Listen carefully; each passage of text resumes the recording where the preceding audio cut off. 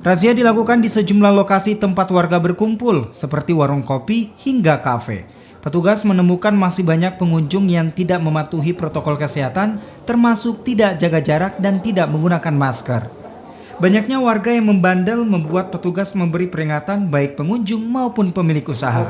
Dalam razia kali ini, petugas juga membagikan masker secara gratis, melakukan penyemprotan disinfektan, dan pengecekan suhu tubuh bagi warga di lokasi keramaian. Jadi kami tetap melakukan himbauan kepada masyarakat ya ataupun warga, terutama kepada pihak pengelola kafe ataupun warkop untuk memberitahukan kepada para pengunjungnya supaya tetap menjaga jarak. Gitu. Kemudian nanti kami akan tetap melaksanakan patroli lagi. Kemudian nanti kami cek. Kemudian nanti apabila ada yang nakal ataupun nanti ada yang tidak ikuti prosedur kesehatan, nanti akan kami tindak lanjut.